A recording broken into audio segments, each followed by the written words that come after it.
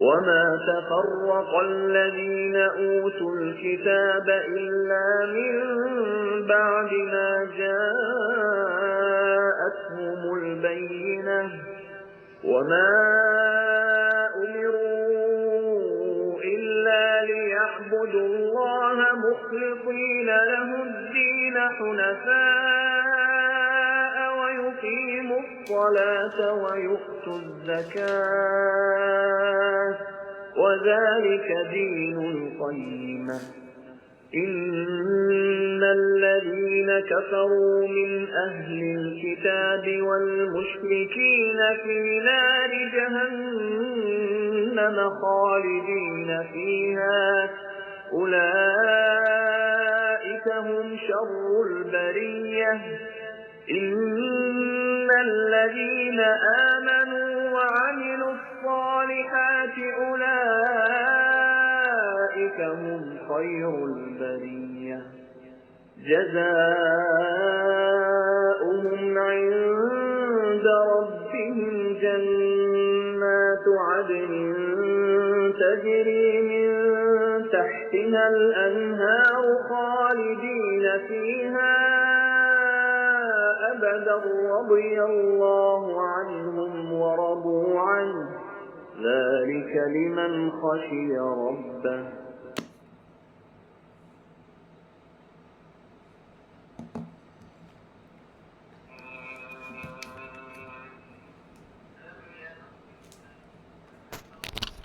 صدق اللہ العظیم۔ ابھی آپ نے سورۃ البینہ مکمل یہاں پر سماعت فرمائے ہیں، اس کی ہم ابتداً 5 آیاتیں لیں گے آج کے درس میں۔ آئیے شروع کرتے ہیں۔ پہلی آیت ہے ہماری، بسم اللہ الرحمن الرحیم، لم یکن الذین کفروا من اہل الکتاب والمشرکین منفکین حتی تأتیہم البینہ۔ دیکھ رہے ہیں آپ آیت میں پہلا جو لم ہے، آپ اس کے معنی بتائیے، کئی بار گزر چکا ہے یہ ہمارا۔ لم کے کیا معنی ہوں گے؟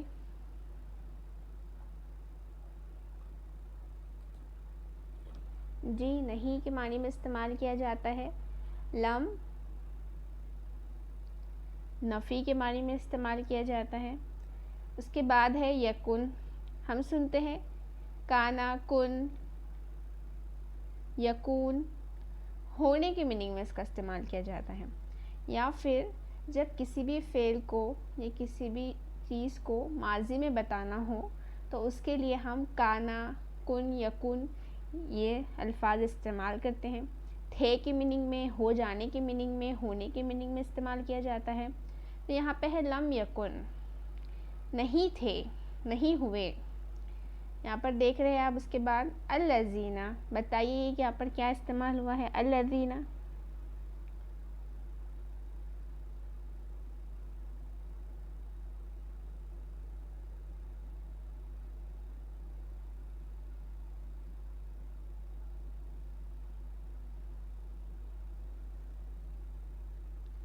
جی جزاک اللہ خیر، اسم ہے۔ الذین جمع کے لیے ہم بولتے ہیں، موصولہ ہے، جملے کو جوڑنے کا کام کرتا ہے۔ ہمیں دیکھے ہیں کسی بھی جملے میں 2 جملوں کو ملانے کا کام کرتا ہے۔ الذین جو کے میننگ میں استعمال کیا جاتا ہے۔ یہاں پر جمع ہے وہ جو، وہ سب جو، یہ معنی میں استعمال کیا جائے گا۔ اس کے بعد ہے کفرو۔ کفرو اصل میں ہم کہتے ہیں کفر، بولتے ہیں، عام ہے، اردو زبان میں استعمال بھی کیا جاتا ہے کفر۔ وہی مادہ ہے اصل میں اس کا، کاف، فا اور را۔ کسی بھی چیز کو چھپانا، یہ میننگ میں استعمال کیا جاتا ہے۔ پچھلی بار بھی جب گزرا ہے، کون سی صورت میں ہم نے کفر، کافرون یہ دیکھے ہیں، لفظ کو دیکھے ہیں؟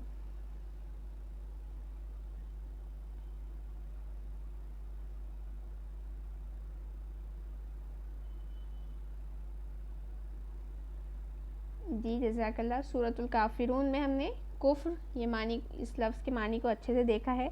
کفر یعنی کہ کسی بھی چیز کو چھپانا۔ ہم نے اس وقت دیکھا تھا کہ رات کو بھی کافر کہا جاتا ہے کیونکہ وہ تمام چیزوں کو ڈھانپ لیتی ہیں، اندھیرا کر دیتی ہیں، چھپا دیتی ہیں۔ اسی طرح کاشتکار کو بھی کافر کہا جاتا ہے کیونکہ وہ زمین کے اندر بیج کو دبا دیتا ہے، چھپا دیتا ہے، اس لیے اسے کافر کہتے ہیں۔ اور سب سے بڑا جو کفر ہے وہ یہ ہے کہ اللہ تعالیٰ کی وحدانیت میں اس کے اکیلے ہونے کا انکار کیا جائے، اس کے ساتھ کسی کو شریک کیا جائے۔ تو کفر یہ انکار کی میننگ میں استعمال کیا جاتا ہے دین میں، یعنی انکار کرنا اللہ تعالیٰ کا۔ اس کے بعد دیکھ رہے ہیں آپ من استعمال ہوا ہے، بتائیے من کیا ہے؟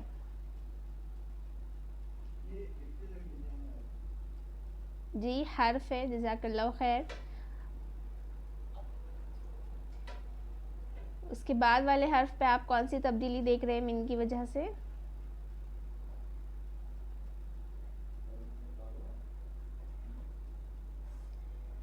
جی جزاک اللہ، زیر دیکھ رہے ہیں آپ کس نے اپنے بعد والے حرف کو زیر کر دیا ہے، زیر کی علامت آ گئی ہے وہاں پر۔ من سے کے معنی میں استعمال کیا جاتا ہے، حرف ہے، اہل الکتاب، کتاب والے، اہل کتاب جن کو کہ کتاب دی گئی۔ کتاب کسے کہا جاتا ہے؟ جو کہ لکھی ہوئی چیز، یہ اللہ تعالیٰ کی طرف سے ہدایات کتاب کہیں گے اسے ہم۔ تو ایسے لوگ جن کو کہ کتابیں دی گئی اہل کتاب ہو جاتے ہیں۔ جی شریعت، جزاک اللہ خیر۔ تو جو لوگوں نے کفر کیا اس میں سے اہل کتاب لوگوں میں سے جن لوگوں نے کفر کیا، اب آگے فرما رہے ہیں وا اور کی میننگ میں والمشرکین، مشرک، والمشرکین یہاں جمع استعمال کیا گیا ہے، مشرکون، مشرکین ہوا یہاں جمع میں۔ مشرک کہتے ہیں شرک کرنے والے کو، یعنی اللہ تعالیٰ کے ساتھ کسی کو اور شریک ٹھہرانا، اسے ہم شرک کہیں گے۔ اور سب سے بڑا کفر کیا ہے؟ شرک ہی ہے۔ اللہ تعالیٰ ہر گناہ کو معاف کر دے گا لیکن شرک کو معاف نہیں کرنے والا ہے۔ سورہ نساء میں اللہ تعالیٰ فرماتے ہیں آیت نمبر 48 میں کہ ان اللہ لا یغفر ان یشرک بہ، کہ خدا اس گناہ کو نہیں بخشے گا کہ کسی کو اس کا شریک بنایا جائے۔ سب سے بڑا شرک تو یہ ہے۔ اور جو شرک صغیر ہوتے ہیں تو اس میں کسی بھی کام میں اللہ کے ساتھ میں کسی بھی دوسرے کو شامل کر لینا، یہ شرک صغیر ہوتا ہے۔ ریاکاری کرنا، نفاق کے طور پر کسی دوسرے کو بنانا، جیسے سورہ اعراف میں اللہ تعالیٰ فرماتے ہیں آیت نمبر 190 میں کہ جعل لہ شرکاء فیہا آتاہما فتعالی اللہ عما یشرکون، تو اس بچے میں جو ان کو دیتا ہے اس کا شریک مقرر کرتے ہیں، جو وہ شرک کرتے ہیں خدا کا رتبہ اس سے بلند ہے۔ یعنی کسی بھی کام میں دوسرے کو شریک کرنا ریاکاری کے لیے، نفاق کے لیے، اس سے بھی ہم شرک کہتے ہیں۔ ایک تو یہ کہ بالکل اللہ تعالیٰ کے ساتھ ہی کسی کو شریک ٹھہرا دینا، شرک کرنا۔ تو والمشرکین جمع میں استعمال کیا جاتا ہے شرک کرنے والوں کے لیے۔ اس کے بعد ہے منفکین، یہ بھی جمع کا صیغہ ہے۔ اصل میں جو مادہ ہے اس کا وہ ہے فکا، الفکو کہیں گے ہم، فا، کاف اور کاف، اس کے جو اصل معنی ہوتے ہیں وہ ہوتے ہیں جدا کر دینے والا، الگ کر دینا، کسی چیز کو چھڑا دینا۔ جیسے حدیث سورۃ البلد میں اللہ تعالیٰ فرماتے ہیں فک الرقبہ، کسی کی گردن کو چھڑانا، یعنی کیا؟ غلاموں کا آزاد کرنا۔ تو کسی بھی چیز کو جدا کر دینے کے لیے اس کا استعمال کیا جاتا ہے۔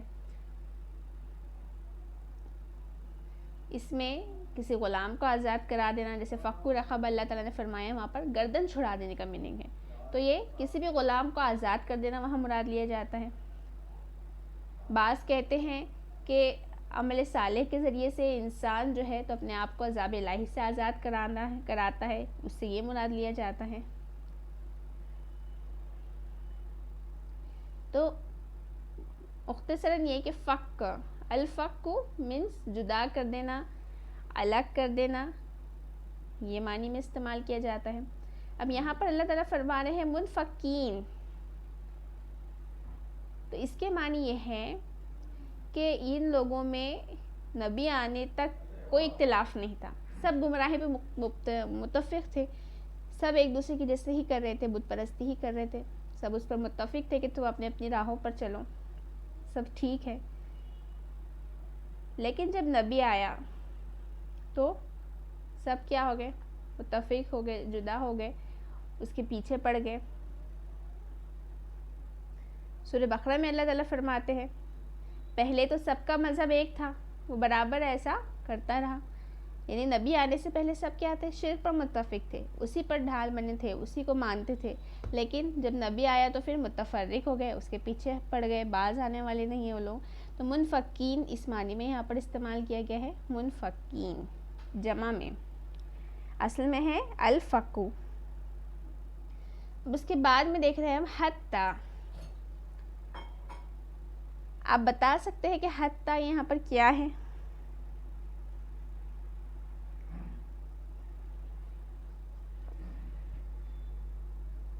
جی جزاک اللہ خیر۔ حتی یہاں جر ہے، آپ کے جو گروپ میں بھیجا گیا تھا حرف جر کا جو چارٹ تھا پورا، اس دن تو ہم نے 9 حرف جر دیکھے تھے، لیکن اس میں اور بھی تھے، اگر اس کا آپ نے مطالعہ کیا ہوگا۔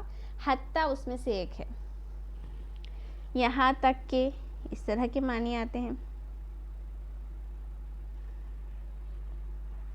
حتی یہاں تک کہ، تأتیہم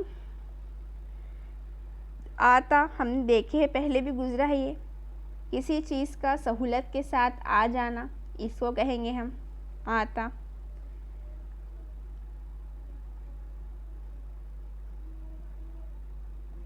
سورۃ التوبہ میں اللہ تعالیٰ فرماتے ہیں وَلَا يَعْتُونَ الصَّلَاةَ إِلَّا وَهُمْ كَسَالَىٰ۔ یہاں پر مشغول ہونا کی میننگ میں اللہ تعالیٰ استعمال کر رہے ہیں، وہاں پر جو مراد ہے اللہ تعالیٰ کی مشغول ہونا، آنا مشغول ہونا۔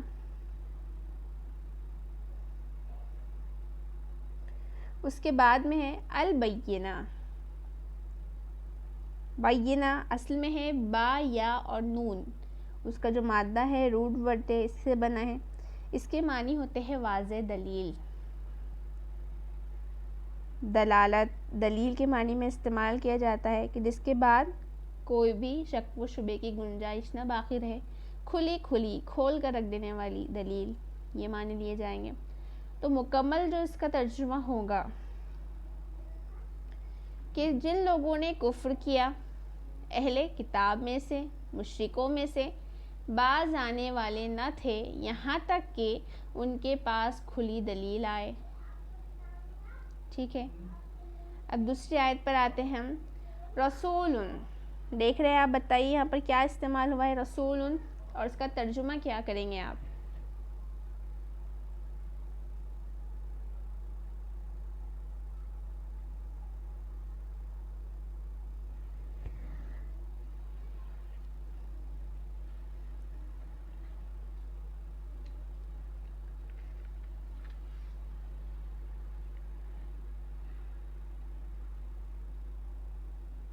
جی تو تنوین ہے اس پر، تو یہ کیا ہے؟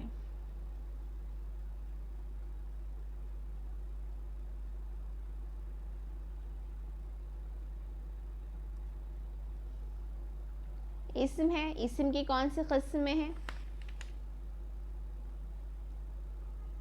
جی بتائیے اسم کی یہ کون سی قسم ہے؟ اس پر تنوین ہے آئیوا؟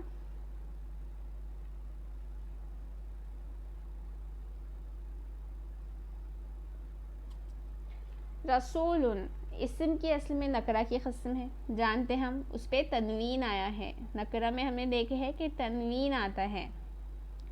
رسول، رسول، تو یہاں پر جو ترجمہ ہوگا ہم نے دیکھے ہے، نکرہ کا جب بھی ترجمہ ہوتا ہے تو کوئی، ایک، کچھ، اس طرح کے معنوں میں کیا جاتا ہے۔ تو یہاں پر ایک رسول اللہ کی طرف سے، من اللہ، دیکھ رہے ہیں آپ، تو رسول اصل میں ہے رسول، را سین لام مادہ ہے، اس سے بنا ہے۔ اور رسول کسے کہتے ہیں؟ پیغام پہنچانے والا، اسے ہم رسول کہتے ہیں۔ تو اس سے کبھی تو رسول اللہ یعنی اللہ کے جو بھیجے گئے نبی، انبیاء اکرام، رسول ہیں وہ سب مراد لیے جاتے ہیں، اور اس سے جبرائیل علیہ السلام بھی مراد لیے جاتے ہیں، کیونکہ حضرت جبرائیل علیہ السلام وحی کے فرشتے تھے، وحی پہنچایا کرتے تھے، اس لیے ان کو بھی رسول کہا جاتا ہے۔ سورہ ہود میں اللہ تعالیٰ فرماتے ہیں اِنَّا رُسُلُ رَبِّكَ، ہم تمہارے پروردگار کے بھیجے ہوئے ہیں۔ بھیجنا، پیغام لے کر بھیجنا کسی کو۔ سورہ مرسلات میں وَالْمُرْسِلَاتِ عُرْفًا، قسم ہے ان فرشتوں کو کی جو پیام الہی دے کر بھیجے جاتے ہیں، یعنی مختصراً رسول پیغام لے کر آنے والا، پیغام جس کے ذریعے سے بھیجا جاتا ہے اسے پیغمبر رسول کہا جاتا ہے۔ فرشتے جبرائیل علیہ السلام کو بھی رسول کہا جاتا ہے، یا وہ فرشتے جن کے ذریعے سے کچھ پیغام بھیجا گیا، مثلاً ابراہیم علیہ السلام کے پاس فرشتے آئے، مہمان بن کر آئے تھے، کہاں جا رہے تھے؟ لوط علیہ السلام کی طرف، وہ بھی فرشتے ہی تھے، ابراہیم علیہ السلام کو انہوں نے خبر دی، عذاب کے فرشتے جو کہ لوط علیہ السلام کی طرف جا رہے تھے۔ تو فرشتے رسول ہوا کرتے ہیں، پیغام پہنچانے والے فرشتے۔ تو رسول، ایک رسول من اللہ، دیکھ رہے ہیں آپ یہاں، بتائیے حرف کون سا ہے اور اس کے معنی کیا ہے؟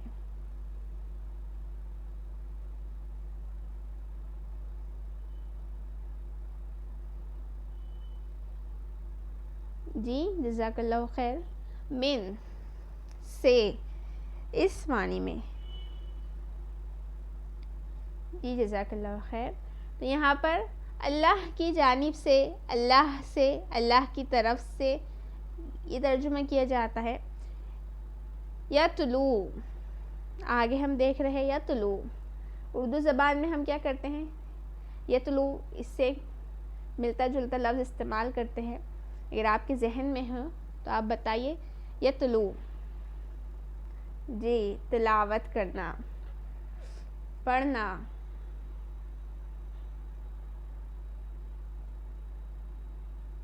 جی قرأت کرنا اس معنی میں آتا ہے۔ تو اس کے جو اصل معنی ہوتے ہیں وہ ہے تا، لام اور واو، اس کا روٹ ورڈ ہے، مادہ ہے تلا۔ اس کے جو معنی ہوتے ہیں کسی کے پیچھے پیچھے اس طرح چلنا کہ ان کے درمیان میں کوئی بھی اجنبیت نہ طاری رہے۔ ٹھیک ہے، یہ معنی میں استعمال کیا جاتا ہے۔ کتاب کی قرأت کرنے، پڑھنے، غور و فکر کرنے، اس معنی میں بھی استعمال کیا جاتا ہے۔ والقمر اذا تلاہا، سورۃ الشمس میں اللہ تعالیٰ فرماتے ہیں تلاہا، وہاں کہ چاند کی قسم جب وہ سورج کا اتباع کرتا ہے۔ چاند کیا کرتا ہے؟ اتباع کرتا ہے، تقلید کرتا ہے، پیچھے پیچھے چلتا ہے سورج کے۔ تلاہا، پیچھے چلنا یا قرأت کرنا، پڑھنا، اس معنی میں استعمال کیا جاتا ہے۔ تو یتلو، پڑھنا اس معنی میں۔ صحفاً، مصحف کہتے ہیں ہم قرآن مجید کو، مصحف۔ صحیفہ، صحیفہ اصل میں کسی بھی پھیلی ہوئی چیز کے معنی میں استعمال کیا جاتا، پھیلی ہوئی چیز، اسے ہم صحفہ کہیں گے، یا ایسی چیز جس میں کہ کچھ لکھا جائے اسے صحیفہ کہتے ہیں۔ اس کی جمع صحائف یا صحف آتی ہے، جیسے کہ سورۃ الاعلیٰ 19 آیت نمبر میں اللہ تعالیٰ فرماتے ہیں صحف ابراہیم و موسیٰ، یعنی ابراہیم اور موسیٰ کے صحیفوں میں۔ تو یہاں پر آیت کریمہ ہے یتلو صحفاً، پاک اوراق پڑھتے ہیں جس میں کہ مستحکم آیات لکھی ہوئی ہے۔ بعض کہتے ہیں کہ جو صحف اس سے مراد قرآن پاک مراد یہاں پر لیا گیا ہے، اور بعض جو کہتے ہیں کہ فیہا کتبن، اس لیے یہاں پر آگے کہا گیا ہے کہ قرآن میں تمام جو کتابیں پچھلے گزر چکی ہے، اللہ تعالیٰ نے جو بھیجی ہے 3 کتابیں، تو اس سے زیادہ احکامات، فضائل، نصوص سب قرآن مجید میں زیادہ درج ہے، اسی لیے اسے صحفاً کہا گیا ہے، مصحف کہا جاتا ہے اسی لیے۔ اصل میں صحفہ ایک لفظ بولا جاتا ہے، ایک چوڑی رکابی، یہ گول بڑی پلیٹ، چوڑے پیالے، ایک بڑے برتن کے لیے بھی بولا جاتا ہے ورڈ۔ تو ہمارا ہے مصحف، صحفاً یعنی لکھا ہوا، اوراق لکھے ہوئے جسے کہ ہم پڑھ سکیں۔ جو چیز لکھی جائے. مطہرہ ہم کہتے ہیں طاہرہ.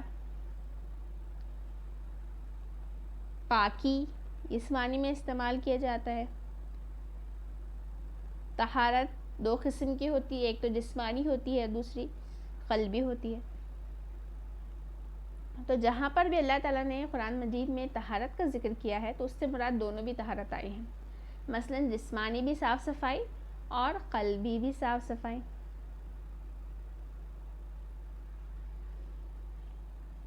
سورہ مائدہ میں اللہ تعالیٰ فرماتے ہیں وَإِن كُنتُمْ جُنُبًا فَاطْهُرُوا، اگر نہانے کی حاجت ہو تو نہا کر پاک ہو جایا کرو. تو پاک ہونا اللہ تعالیٰ نے بہت جگہ لفظ کو استعمال کیا ہے. پاکیزگی کے معنی میں استعمال کیا جاتا ہے. پاکیزہ صحیفے، پاک صحیفے یہ مراد لیے جائیں گے یہاں پر. مکمل جو ترجمہ ہوگا کہ اللہ کا رسول پاکیزہ صحیفے پڑھتا ہوا، یعنی خدا کا پیغمبر، ایک پیغمبر جو کہ پاک صفحے ان کو سنائے، یعنی ایک اللہ کا ایک رسول جو کہ پاک صحیفے ان کو پڑھ کر سناتا ہے، یہ معنی بھی لیے جائیں گے. یہاں پر ایک ترجمہ کیا گیا ہے رسولن، چونکہ نکرہ ہے تو بعض مترجمین نے اس کا ایک ترجمہ کیا ہے ایک رسول. تو یہاں پر اشارہ محمد صلی اللہ علیہ وسلم کی طرف کیا گیا ہے. اب آگے کی آیت میں آتے ہیں فیہا کتب قیمہ. فیہا دیکھ رہے ہیں آپ، بتائیے یہاں پر یہ کیا استعمال ہوا ہے، فی اور ہا.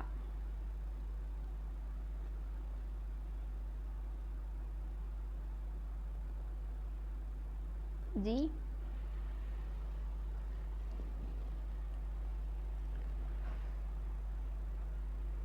جی ماشاء اللہ.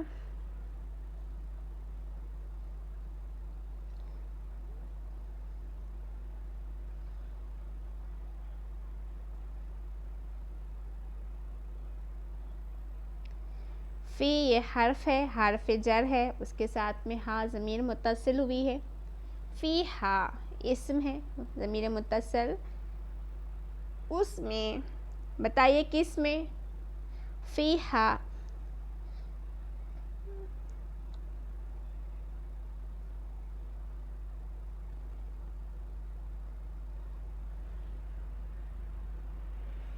جی جزاک اللہ خیر ماشاء اللہ. قرآن میں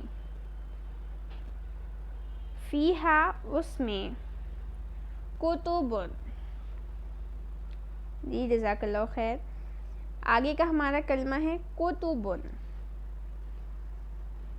کاتب الکتاب، کسی بھی چیز کو لکھا جانا، لکھنا، اسے ہم کتاب کہتے ہیں. جس چیز میں لکھا گیا ہو تو اس کو ہم کتاب کہتے ہیں. دراصل الکتاب اس صحیفے کو کہتے ہیں جس میں کچھ لکھا گیا ہو. سورہ النساء میں اللہ تعالیٰ فرماتے ہیں یسألک اہل الکتاب ان تنزل علیہم کتابا من السماء، کہ اے محمد صلی اللہ علیہ وسلم اہل کتاب تم سے درخواست کرتے ہیں، یسألک اہل الکتاب سوال کرتے ہیں اہل کتاب تم سے، ان تنزل علیہم کہ ان پر ایک لکھی ہوئی کتاب آسمان سے اتار لاؤ. کتاباً لکھی ہوئی کتاب آسمان سے اتار لاؤ. من السماعی تو کتاب یہاں پر مراد صحیفہ ہے جس میں کہ کچھ لکھا گیا ہو.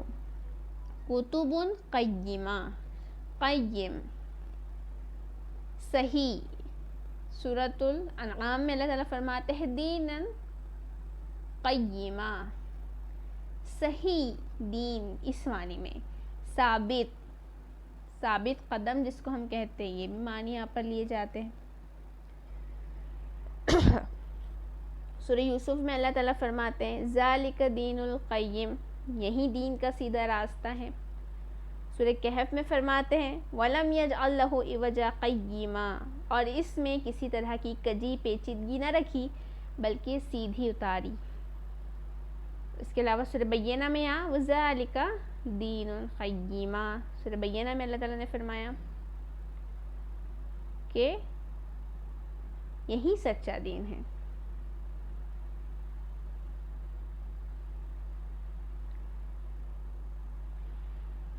قیمہ مراد مضبوط ہونا، سچا ہونا، صحیح ہونا، سیدھا ہونا. مکمل کہ فیہا کتب قیمہ، اس میں لکھی ہوئی سب چیزیں کیا ہے؟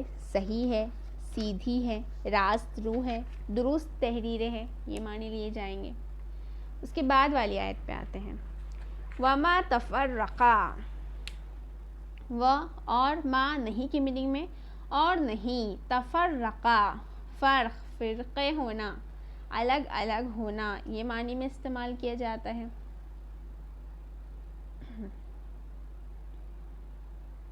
تفریق ہم اردو زبان میں بھی استعمال کرتے ہیں، میتھمیٹکس میں تفریق.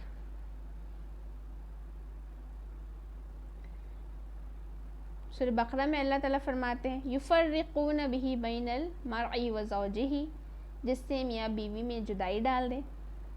تفریق کرنا کیا ہوتی ہے؟ الگ کر دینا، کم کر دینا، یہ معنی استعمال کیے جاتے ہیں. یہاں پر اللہ تعالیٰ جو فرما رہے سورہ بقرہ میں جدائی ڈال دینے کی میننگ میں. اس طرح رقت بین بنی اسرائیل، سورہ طہ میں اللہ فرماتے ہیں کہ تم نے بنی اسرائیل میں تفرقہ ڈال دیا، الگ الگ کر دیا.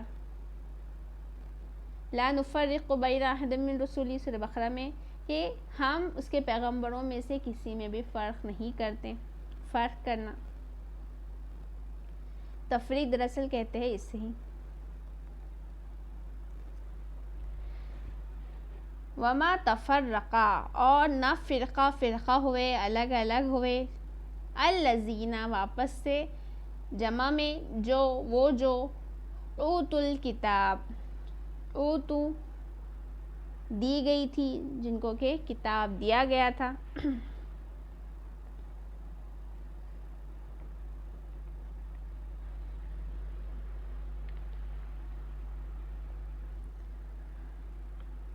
الا، مگر، سوائے، اس معنی میں. من بعدی، اس کے بعد. من سے حرف یہاں پر استعمال کیا گیا ہے. اس کے بعد، مگر اس کے بعد. ما، جو. جاءتہم، جاء ہم نے دیکھے ہیں، جاء کسی بھی چیز کا آنے کی میننگ میں استعمال کیا جاتا ہے کہ کوئی چیز سہولت آ جائے، یا کسی کام، مقصد اور ارادہ کرنے کے بھی آتے ہیں میننگ اس کے، جس کا کہ حصول نہ ہو یا حصول ممکن ہو. اس معنی میں ما جاء، کہ جب ان کے پاس آ گئی. دیکھ رہے ہیں آپ اس میں ضمیر ہے، بتائیے کون سی ضمیر چھپی ہے؟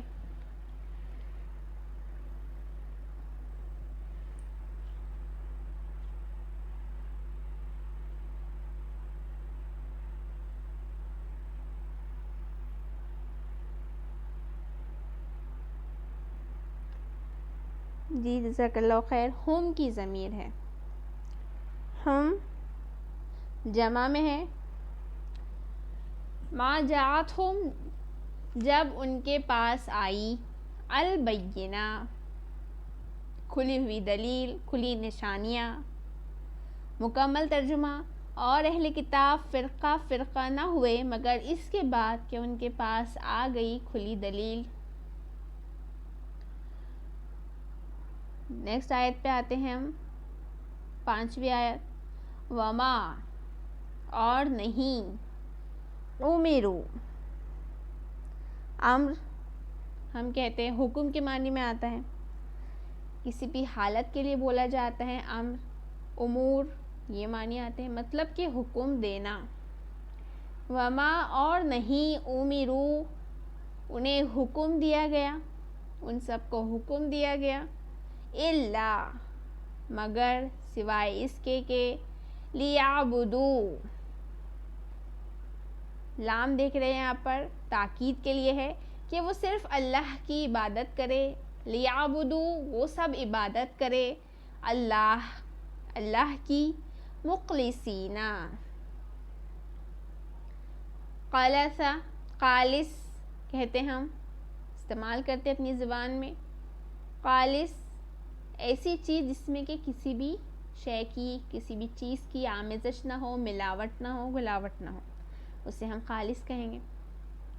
یا پھر اگر ہو بھی تو اسے صاف کر لیا جائے، کسی بھی چیز کی اگر آمیزش کی جائے اس میں تو اسے صاف کر لیا جائے، اسے ہم کہیں گے خالص، الخالص کرنا۔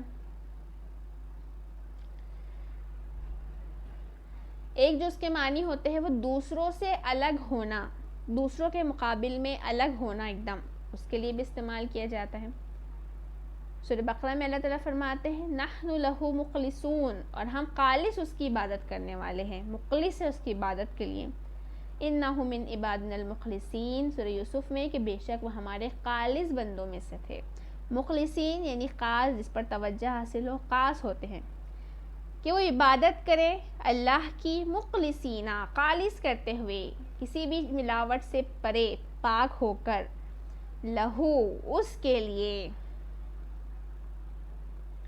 ہو دیکھ رہے ہیں آپ، الدین، یہاں پر دین کیا معنی لیے گئے ہیں یہاں پر بتائیے؟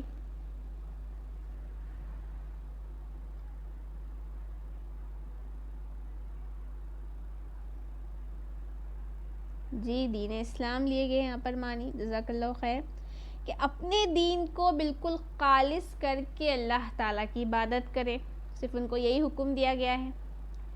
آگے حنفاء، حنیف کہتے ہیں ہم، حنف، ہاں نون فا اصل میں مادہ ہے اس کا، جس کے معنی ہوتے ہیں گمراہی سے استقامت کی طرف مائل ہو جانا، گمراہی سے واپس پلٹ جانا، اسے ہم حنفا کہتے ہیں۔ استقامت سے ڈٹ جانا، باطل کو چھوڑ کر صحیح راستے پر آ جانا، استقامت ہوتی ہے۔ قرآن مجید میں ہے قانتا للہ حنیفاً، اور خدا کے فرما بردار تھے۔ ابراہیم علیہ السلام کے لیے آ رہا کہ وہ حنیف تھے، یکسو تھے، استقامت تھی، خالص تھے، تو یہی ہے حنفاء، یکرو، استقامت کے ساتھ۔ وَيُقِیمُ، اقامت، ہم لوگ سنتے ہیں بولتے ہیں اقامت، نماز میں استعمال کیا جاتا ہے، یعنی کسی جگہ پر ٹھہرنا، قیام کرنا، اسے ہم استقامت کہیں گے۔ اس کے معنی ایک ہوتے ہے کہ اس چیز کا پورا پورا حق ادا کرنا، اسے بھی ہم اقامت کہیں گے۔ نماز میں اقامت، نماز پڑھنے کا حکم دیا ہے اللہ تعالیٰ نے، اس میں اقامت، اقیم الصلاۃ، اللہ تعالیٰ کہتے ہیں کہ نماز کو قائم کرو۔ سورہ نساء میں اللہ تعالیٰ فرماتے ہیں وَإِذْ قَامُوا إِلَى الصَّلَاةِ قَامُوا كُسَالَىٰ، کہ جب تم نماز کو کھڑے ہوتے ہیں تو سست اور کاہل ہو کر۔ کھڑے ہونا، نماز پڑھنا، اس معنی میں استعمال کیا جاتا ہے۔ اقامہ یعنی پورا پورا حق ادا کرنا، کسی جگہ کھڑا ہو جانا، ٹھہر جانا۔ یقیم اسی سے بنا ہے کہ وہ سب قائم کرے، ٹھہر جائے اس پر۔ الصلاۃ، نماز، دیکھے ہم نے صاد لام یا اصل مادہ ہے اس کا، یعنی کہ دعا دینا، تحسین یا پھر تعظیم، اس معنی میں استعمال کیا جاتا ہے، کسی چیز کو بڑھانا، نشو و نما دینا، یہ معنی میں اس کا استعمال کیا جاتا ہے الصلاۃ، نماز۔ وَيُعْتُو، دیکھ رہے آپ اوپر اوتو، یعتو، وہی ہے، ایک ہی لفظ سے بنا ہے۔ یعتو، آتا، یعتی، کہ کسی چیز کا سہولت کے ساتھ میں آنا، ادا کرنا، جاری کرنا، یہ معنی میں استعمال کیا جائے گا۔ وَيُعْتُو، اور وہ سب ادا کرے۔ الزکوٰۃ، زکوٰۃ اصل میں زکا ہے، زا، کاؤ اور واؤ یہ مادہ ہے اس کا، اس کے جو معنی ہوتے ہیں وہ نمو، افزائش، افزا، بڑھنا، جو کہ برکت الہیہ سے حاصل ہو، یعنی اللہ تعالیٰ کی برکت ہو اس میں، کہ وہ چیز ترقی کرے، بڑھے، اس معنی میں اس کا استعمال کیا جاتا ہے۔ ایک کھیتی کا بڑھنا، پھلنا، پھولنا، اس کو بھی زکوٰۃ کہا جاتا ہے، چونکہ وہ اللہ تعالیٰ کی طرف سے کیا ہوتی ہیں، بڑھتی ہیں، پھلتی ہیں، پھولتی ہیں۔ پاک اس معنی میں استعمال کیا جاتا ہے۔ سورہ کہف میں اللہ تعالیٰ فرماتے ہیں ایہا اسکا طعامن، کس کا کھانا زیادہ صاف ستھرا ہے میں، اسکا یعنی ایسا کھانا جو کہ حلال ہو، خوش انجام ہو، اور اسی سے زکوٰۃ یہ لفظ نکلا ہے، جو کہ مال سے اللہ تعالیٰ کا حق جو کہ فقراء میں تقسیم کیا جاتا ہے اسے ہم زکوٰۃ کہتے ہیں، اور اس لیے کہتے ہیں کہ اس سے ہم کو ہمارے مال میں برکت کی امید ہوتی ہے، یا اس سے ہمارے نفس کا فائدہ ہوتا ہے کہ ہمارا نفس پاکیزہ ہوگا، یا وہ خیرات اور برکات جب ہم دیں گے کسی کو تو اس میں خود بخود نمو ہوں گی، ہماری مال خود بخود بڑھے گا، اور اس لیے اس کا استعمال کیا جاتا ہے کیونکہ یہ دونوں خوبیاں زکوٰۃ میں موجود ہوتی ہیں۔ قرآن میں اللہ تعالیٰ نے نماز کا جہاں حکم دیا ہے اکثر جگہوں پر وہاں پر زکوٰۃ کا بھی حکم دیا ہے۔ سورہ بقرہ میں وَأَقِیمُوا الصَّلَاةَ وَآتُوا الزَّکَاةَ، نماز قائم کرو، زکوٰۃ ادا کرتے رہو۔ زکوٰۃ اصل میں نفس کے تزکیے کے لیے بہت زیادہ اہم چیز ہے، اور آخرت میں اجر ثواب تو اس سے حاصل ہی ہونے والا ہے، لیکن جو تزکیہ نفس ہے تو اس کے طریقے میں یہ چیز بہت زیادہ اہمیت ہے کہ انسان زکوٰۃ دے، پاک کرے، خرچ کرے، اس معنی میں تو زکوٰۃ دے کہ وہ زکوٰۃ ادا کریں۔ یہاں پر اللہ فرما رہے ہیں وَذَلِكَ دِينُ الْقَيِّمَةِ، اب آپ بتائیں اس میں اشارہ کون سا ہے؟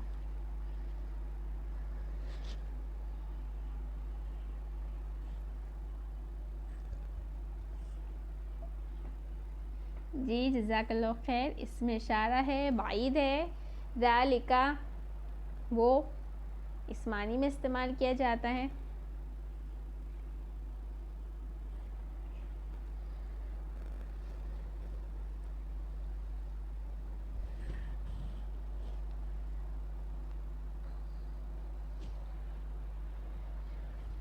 یہی وہ نہایت ہی درست دین ہے، یہی ہے جو دین ہے، قیمہ، مضبوط، سیدھا، صحیح، ثابت قدم والا رکھنے والا، ہم جسے کہیں گے کہ یہی وہ دین ہے جو کہ نہایت ہی مضبوط ہے، سیدھا ہے۔ ایک بار مکمل ترجمہ دیکھ لیتے ہیں کہ جن لوگوں نے کفر کیا اہل کتاب اور مشرکوں میں سے باز آنے والے نہ تھے یہاں تک کہ ان کے پاس کھلی دلیل آئے، اللہ کا رسول پاکیزہ صحیفے پڑھتا ہوا، اس میں لکھے ہوئے مضبوط احکام ہو، اور اہل کتاب فرقہ فرقہ نہ ہوئے مگر اس کے بعد کہ ان کے پاس آ گئی کھلی دلیل، اور انہیں صرف یہ حکم دیا گیا تھا کہ وہ اللہ کی عبادت کرے، اس کے لیے خالص کرتے ہوئے دین یک روح ہو کر، اور نماز قائم کرے، زکوٰۃ ادا کرے، اور یہی مضبوط دین ہے۔ دیکھ رہے ہیں آپ، یہی مضبوط دین ہے۔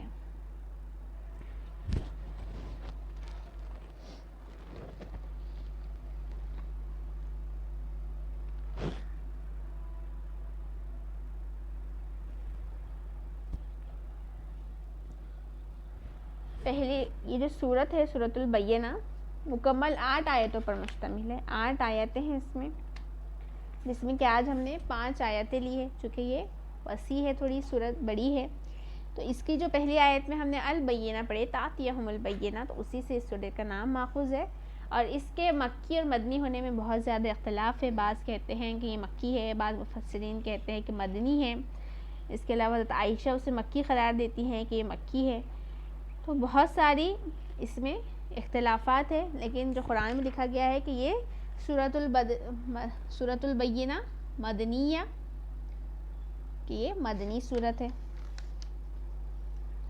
اس کا جو موضوع مضمون ہے تو اس میں سب سے پہلے جو ہے تو رسول بھیجنے کی ضرورت کیوں پیش آئی یہ بیان کیا گیا ہے، اس کے بعد یہ بیان کیا گیا ہے کہ دنیا کے جو لوگ ہیں وہ اہل کتاب میں سے ہوں، مشرکین میں سے ہوں، جس کفر حالت میں وہ لوگ مبتلا تھے، تو ان کا اس سے نکلنا، اس کفر کی حالت سے نکلنا، اس کے بغیر اس سے ممکن نہیں تھا کہ ایک رسول ان کے پاس بھیجا جاتا، ایک رسول بھیجنا گویا کہ وہاں ضروری تھا کہ وہ روشن نشانی، روشن دلیل لے کر ان لوگوں کے سامنے جائے، ان کو صحیح چیزیں، سب چیزیں پاک ہو کر پیش کریں، ان کے سامنے سنائیں، درست تعلیمات ان کو پہنچائیں۔ پھر اس کے بعد میں اہل کتاب کی جو گمراہی تھی اس کے مطابق ان کے جو مختلف راستے کی بھٹکنے کی وجوہات تھی، تو اس کو بتایا گیا ہے کہ ان کے پاس تو پہلے سے ہی ایک بینہ آ گئی تھی، راست بیان آ گیا تھا، لیکن اس کے باوجود وہ لوگ اپنے گمراہی میں بھٹکتے چلے گئے. اس کے ذمہ دار وہ لوگ خود ہے. اب اللہ کے اس رسول کے ذریعے سے بیان واضح آ جا رہا ہے، واپس سے اللہ تعالیٰ دہرا رہے ہیں. لیکن اگر ان کی یہی روش رہی تو وہ اپنی ذمہ داری آپ اٹھانے والے ہیں، وہ اپنے ذمے کے خود یعنی ذمہ دار رہنے والے اپنی گمراہیوں کے، اور اپنے اس کے جواب دہ خود ہونے والے ہیں.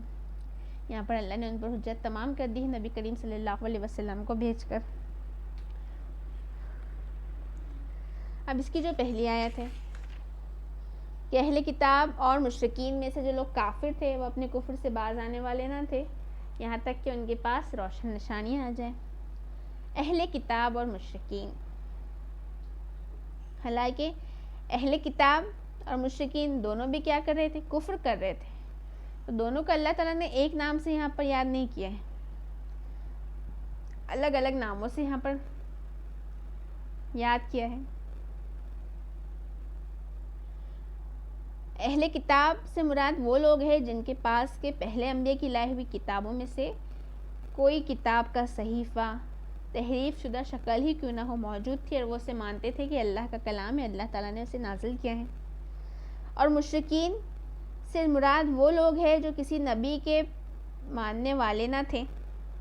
ایسے لوگ مشرکین یہاں پر یہ مراد ہے. اور اہل کتاب جو کہ نبی کو مانتے تھے، اللہ پر کچھ نہ کچھ ان لوگوں کا ایمان تھا، یقین تھا. قرآن مجید میں بہت جگہ پر اہل کتاب کے شرک کا ذکر ملتا ہے کہ انہوں نے کیا کہا کہ 3 خداؤں کا ایک خدا، یعنی کہ مریم علیہ السلام، عیسیٰ علیہ السلام اور اللہ کو نعوذ باللہ کیا کرتے تھے، ان کو عیسیٰ علیہ السلام کو اللہ تعالیٰ کا بیٹا کہا جاتا تھا. سورہ مائدہ میں ہے بات کہ وہ کہتے ہیں کہ اللہ 3 خداؤں کا ایک ہے. سورہ مائدہ میں اللہ تعالیٰ فرماتے ہیں کہ وہ مسیحی کو خدا کہتے ہیں. سورہ توبہ میں کہ وہ مسیح کو خدا کا بیٹا قرار دیتے ہیں. اور یہود کے متعلق فرمایا گیا ہے کہ وہ عزیر کو خدا کا بیٹا کہتے ہیں. لیکن اس کے باوجود قرآن میں کہیں بھی ان کے لیے مشرک، شرک کرنے والوں کی اصطلاح استعمال نہیں کی، بلکہ ان کا جب بھی ذکر کیا ہے وہ اہل کتاب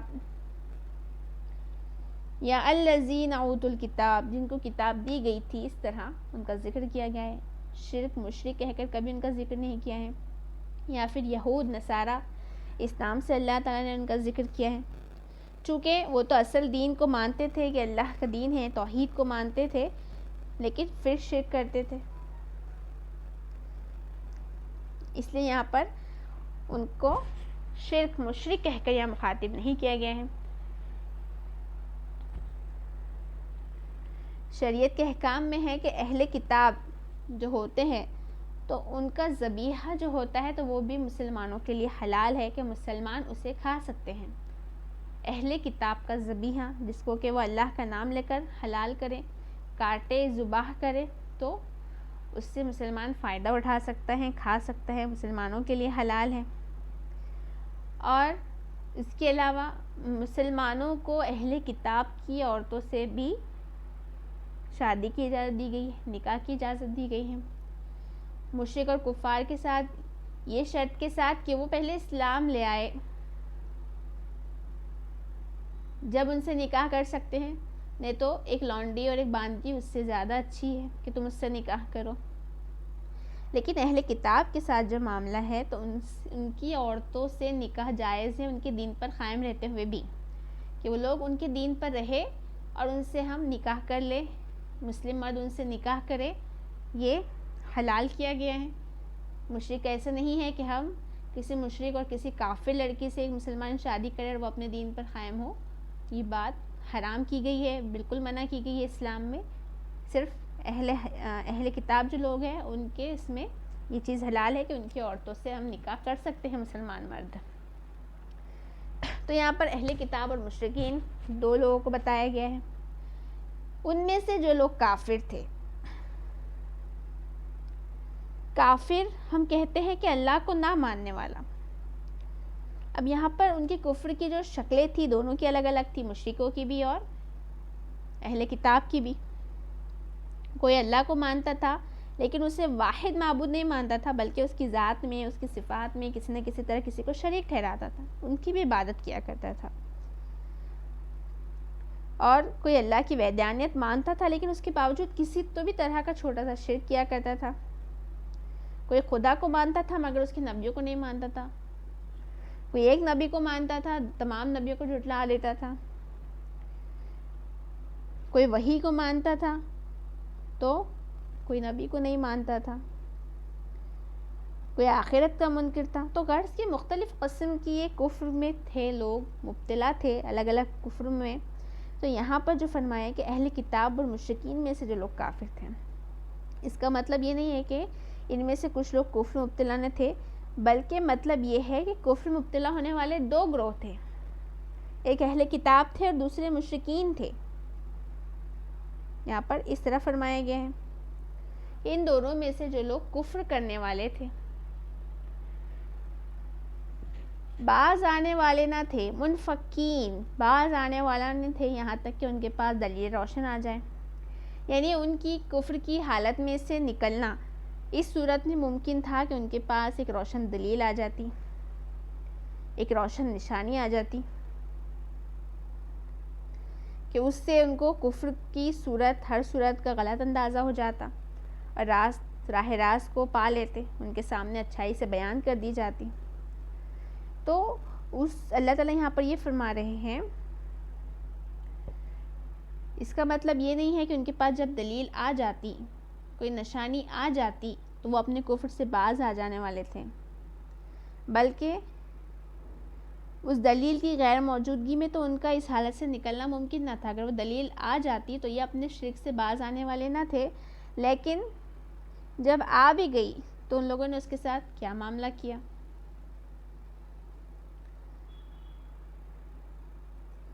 اور اب جب کہ اپنے کفر پہ قائم ہے دلیل آنے کے بعد بھی، تو اب اس کی ذمہ داری ان پر ہے. اب اس کے بعد میں وہ اللہ سے قیامت کے دن بھی اللہ سے شکایت نہیں کر سکتے کہ آپ نے ہماری ہدایت کا سامان نہیں کیا تھا. نبیوں کے درمیان میں جو بہت زیادہ وقفے رہے ہیں، تو یہ نہیں بول سکتے کہ وہ ہمارے سامنے کوئی نبی آیا نہیں تھا. اللہ تعالیٰ نے تو انبیاء بھیجے تھے، ان کی شریعت بھیجی تھی، لوگ اس کو فالو کر رہے تھے. وہ اس کا شکوہ نہیں کر سکتے کہ ہم تک یہ چیز پہنچی ہی نہیں ہے. اللہ تعالیٰ نے تو کئی رسول اور کئی انبیاء بھیجے ہیں، اس لیے کہ اللہ تعالیٰ پر کوئی حجت باقی نہ رہے. اس کے بعد اللہ تعالیٰ فرما رہے ہیں اللہ کی طرف سے ایک رسول جو کہ پاک صحیفے پڑھ کر سنائے. تو یہاں پر رسول ایک خود واضح دلیل ہے، روشن نشانی ہے لوگوں کے لیے. یہاں پر آپ صلی اللہ علیہ وسلم کو مراد لیا گیا ہے کہ آپ صلی اللہ علیہ وسلم کی جو نبوت سے پہلے کی زندگی تھی، پھر اس کے بعد کی زندگی تھی، پھر آپ صلی اللہ علیہ وسلم نے قرآن جیسی کتاب لوگوں کے سامنے پیش کی تھی، آپ صلی اللہ علیہ وسلم کی تعلیمات جو تھی، صحبت جو تھی، جو زندگی کے جو ان کے معمولات تھے، تو اس سے ایک انقلاب رونما ہو جانا. اس کے علاوہ آپ صلی اللہ علیہ وسلم کی نہایت صاف ستھرا، مطہر، طاہر، پاکیزگی، پاکیزہ اخلاق، یہ سب کیا تھا؟ اس کے ذریعے سے وہ ثابت ایک نشانیت تھی اللہ تعالیٰ کی کہ آپ اللہ کے رسول ہیں. یہ سب چیزوں کا اول عزمی تھی، انتہائی کی، اپنی دعوت پر ثابت قدم تھے، تمام چیزیں کھلی کھلی تھی، اللہ کے اصول احکامات کی تعلیم دیتے تھے، اس کو فالو کرتے تھے. تو اس کے ذریعے سے کہ اللہ تعالیٰ کے رسول محمد صلی اللہ علیہ وسلم ہے، یہ بات کھلی علامت تھی، ایک نشانی تھی کہ یہ رسول ہے. تو یہاں پر رسول وہی ہے، یعنی اللہ کی طرف سے ایک رسول جو کہ پاک صحیفے پڑھ کر سنائے. صحیفے میں دیکھے ورق، لکھے ہوئے اوراق کو کہا جاتا ہے. تو یہاں پر نازل ہونے والی کتاب مراد ہے کہ جس میں کہ کسی بھی طرح کی گمراہی کی، ضلالت کی، اخلاقی گندگی کی کوئی آمیزش نہ ہو، ایسے کتاب کو ہم یہاں پر کہیں گے. اس کے مقابلے میں اگر ہم بائبل اور دوسری قرآنی کتابوں کا مطالعہ کرتے ہیں تو اس میں کہیں نہ کہیں دیکھتے ہیں ہم کہ بہت زیادہ اخلاقی گراوٹ ہو چکی ہے. لوگوں نے اپنے ہاتھ سے ترمیم اضافہ کر دیا ہے، جو چیز اچھی لگی اسے لے لیا اور جو چیز بری لگی اسے رد کر دیا ہے. تو جب قرآن جو اللہ تعالیٰ نے نازل کیا ہے تو اس میں کوئی بھی تیر نہیں ہے، کوئی بھی اونچ نیچ نہیں ہے، اور اللہ تعالیٰ نے اس کی حفاظت کی جو ذمہ داری ہے خود لی ہے. تو جب قرآن انسان جب پڑھنے بیٹھتا ہے تو اس کا اندازہ اس سے ہو جاتا ہے کہ یہ کتنی پاک اور مطہر کتاب ہے، بنا کسی تبدیلی والی کتاب ہے. تو یہاں پر وہی ہے کہ صحفاً مطہرہ، پاکیزہ، پاکیزہ کتاب، پاک کتاب، کہ جو بھی اس میں باتیں ہیں تو وہ حق پہ مبنی ہے، صداقت پہ مبنی ہے، اور جو عقل سلیم ہے اس کو دعوت دینے والی ہے، اور اخلاقی اعتبار سے اس نہیں کہ بہت زیادہ گری ہوئی کتاب ہے جیسے تمام کتابوں میں رد و بدل کر دیا گیا، بلکہ کتاب صاف سیدھی کتاب ہے، پاک کتاب ہے کہ ایک رسول ان کے پاس آئے اور انہیں پاک صحیفے پڑھ کر سنائے۔ اس کے بعد والی آیت میں فیہا کتب قیمہ، راز تحریر، بالکل سیدھی تحریر لکھی ہوئی ہو، کہ جس میں جو کچھ بھی لکھا ہو بالکل سیدھا صاف لکھا ہو، جو کہ سمجھنے والا اچھے سے سمجھ جائے کہ یہ واقعی اللہ تعالیٰ کی طرف سے نازل کی ہوئی کتاب ہے۔ وَمَا تَفَرَّقَ الَّذِينَ أُوتُوا الْكِتَابَ إِلَّا مِن بَعْدِ مَا جَاءَتْهُمُ الْبَيِّنَةُ، پہلے جن لوگوں کو کتاب دی گئی تھی ان میں تفرقہ برپا نہیں ہوا مگر اس کے بعد کہ ان کے پاس بیان واضح آ چکا تھا۔ اب دیکھ رہے ہیں آپ یہاں پر کہ اس سے پہلے جن لوگوں کو کتاب دی گئی تھی، یہاں پر مراد اہل کتاب ہے جو کہ مختلف گمراہیوں میں بھٹک کر بے شمار فرقوں میں بڑھ گئے تھے، تو اس کی وجہ یہ نہیں تھی کہ اللہ تعالیٰ کی طرف سے ان کے لیے کوئی رہنمائی نہیں آئی تھی یا اللہ تعالیٰ نے کوئی کسر چھوڑ دی تھی ان کی رہنمائی بھیجنے والے میں، بلکہ یہ جو روش تھی، یہ جو کفر تھا، یہ جو گمراہی تھی، تو انہوں نے اللہ کی جانب سے جب رہنمائی آ گئی تو اس کے بعد اختیار کی تھی، پہلے نہیں، بلکہ اللہ کے پاس سے ان کو ہدایت آ جانے کے بعد میں انہوں نے گمراہی اپنے لیے خریدی تھی، اور یہ گمراہی کے وہ خود ذمہ دار تھے، اور اب ان پر حجت تمام کی جا چکی تھی اس وقت۔ اب چونکہ ان کی جو صحیفے ہیں، کتابیں ہیں، وہ پاک نہیں تھی، اور ان کی جو کتابیں بالکل راز تعلیمات پر مشتمل نہیں رہی تھی، تو اسی لیے اللہ تعالیٰ نے محمد رسول اللہ صلی اللہ علیہ وسلم کو بھیجا، قرآن پاک، صاف پاک صحیفہ، بالکل راست رو درست تعلیمات پر مشتمل، کہ اپنی حجت اب واپس سے ان پر تمام کر دیں۔ اور اگر اس کے بعد وہ متفرق رہتے ہیں، فرقوں میں بڑھ جاتے ہیں، گمراہیوں میں بھٹک جاتے ہیں، تو اللہ تعالیٰ کے حضور وہ کوئی حجت پیش نہ کر سکیں گے۔ اللہ تعالیٰ نے یہ بات کئی مقامات پر فرمائی ہے کہ یہاں پر اللہ تعالیٰ نے ان پر حجت اپنی تمام کر دی ہے، اور وہ بات بولنے کے وہ نہیں ہے کہ اللہ تو نے ہم پر کوئی رسول بھیجا ہی نہیں تھا، ہم کو ہدایت ہی نہیں دی، اللہ تعالیٰ نے تو راستہ دکھا دیا، اب تمہارا کام ہے اس کو فالو کرنا، ہدایت اس سے پانا۔ تو وہ یہی ہے کہ اور فرقہ میں پڑ گئے، جن لوگوں کو کتاب دی گئی تھی اس کے بعد کہ وہ کھلی کھلی دلیل تھی۔ اس کے بعد والی آیت میں کہ وَمَا أُمِرُوا، اور نہیں ان لوگوں کو حکم دیا گیا سوائے اس کے کہ وہ عبادت کرے اللہ کی خالص ہو کر۔ اب یہاں پر جو ہے کہ اللہ کی بندگی کرنا خالص کر کے، بالکل اب ان کو اس سے پہلے بھی جو حکم دیا گیا تھا وہی تھا کہ وہ اپنے اللہ کی بندگی کرے، اللہ کی عبادت کرے، اپنے دین کو اس کے لیے خالص کر دے، بالکل تفریقہ میں نہ پڑے، اسی کو مانے، وہ اللہ ہے، یکسو ہو جائے بالکل، اور نماز قائم کرے اور زکوٰۃ دے، اور یہی نہایت ہی درست اور صحیح دین ہے۔ یعنی نبی صلی اللہ علیہ وسلم اب جس دین کو پیش کر رہے ہیں، محمد صلی اللہ علیہ وسلم کی جو تعلیمات ہے، تو اسی دین کی تعلیم اہل کتاب کو جو ان کے پاس آئے ہوئے انبیاء تھے تو ان لوگوں نے دی تھی، ان کے ہاں جو نازل ہوئی تھی تعلیمات وہ بھی اللہ تعالیٰ نے نازل کی تھی، وہ یہی تعلیمات لے کر آئے تھے کہ یہ جو دین ہے، اللہ کا جو دین ہے، اسلام ہے، تو یہ ہمیشہ سے درست رہا ہے، صحیح رہا ہے، یہ ہے کہ خالص ہم اللہ کی بندگی کرے، اس کے ساتھ کسی کی بھی آمیزش نہ کرے، کسی بھی شرک کی، اس کے ساتھ کسی کو نہ ملائے، اس کی صفات میں کسی بھی چیز میں، اور نماز قائم کرے، زکوٰۃ کو ادا کرے۔ پہلے بھی جتنی انبیاء علیہ السلام گزرے ہیں، اللہ تعالیٰ نے ان کے ذریعے یہی تعلیمات بھیجی ہے، اور محمد صلی اللہ علیہ وسلم بھی کوئی نئی تعلیم لے کر نہیں آئے، بلکہ وہی تعلیم لے کر آئے جو اللہ تعالیٰ نے پہلے بھیجی تھی۔ اب آگے فرما رہے ہیں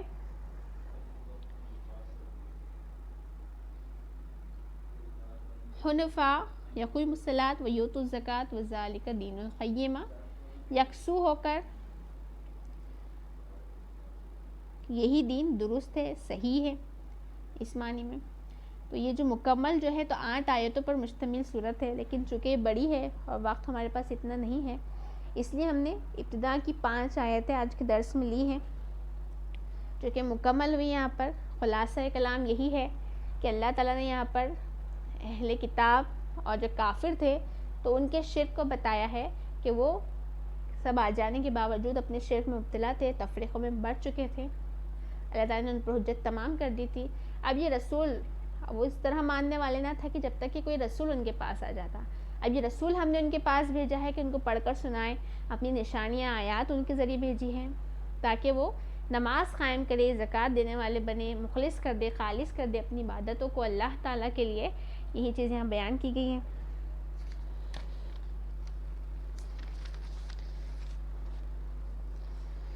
تو یہ صحیح تعلیمات ہیں جو کہ اللہ تعالیٰ نے بھیجی ہے، تو ان کی رہنمائی یہاں پر کی گئی ہے کہ اب ان کے بھٹکنے کا کوئی جواز نہیں رہا ہے، اب ان کے پاس سب چیزیں آ گئی ہیں، اور اپنی گمراہیوں کے وہی لوگ جو اہل کتاب میں سے ہے جو کافر ہے تو وہ ذمہ دار خود ہے۔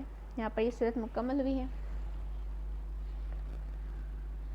اگر آپ کوئی سوال پوچھنا چاہتے ہیں تو پوچھ سکتے ہیں۔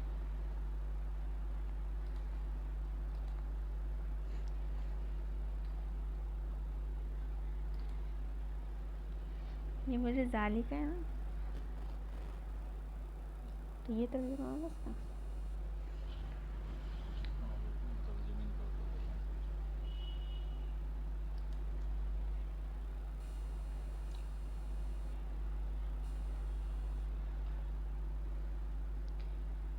جی اگر آپ کے کوئی سوالات ہیں تو آپ پوچھ سکتے ہیں۔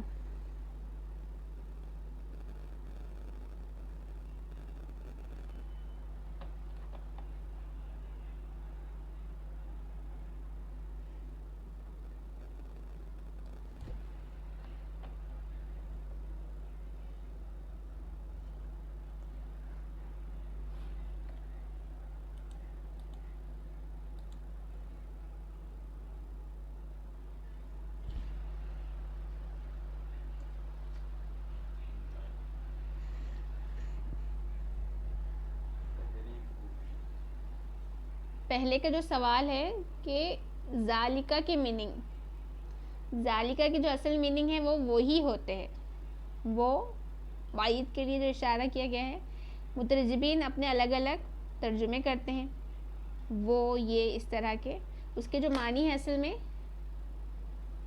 وہی آتے ہیں، وہ ذالکہ مینس وہ۔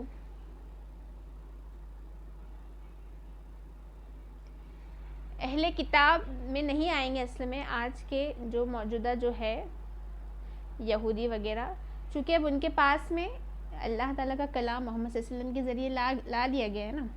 اس وقت تک وہ اہل کتاب تھے نبی کریم صلی اللہ علیہ وسلم کے زمانے تک، چونکہ ان کے پاس کتابیں موجود تھی۔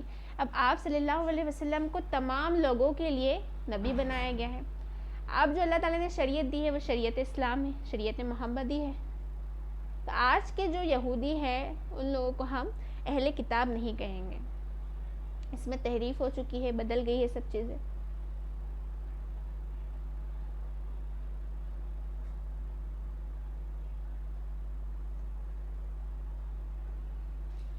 اب انہیں ڈائریکٹ ہم مشرک ہی کہیں گے، شرک ہی کہیں گے، کیونکہ اللہ تعالیٰ نے کیا کر دیا، آپ صلی اللہ علیہ وسلم کے آنے کے بعد میں ان پر حجت تمام کر دی ہے۔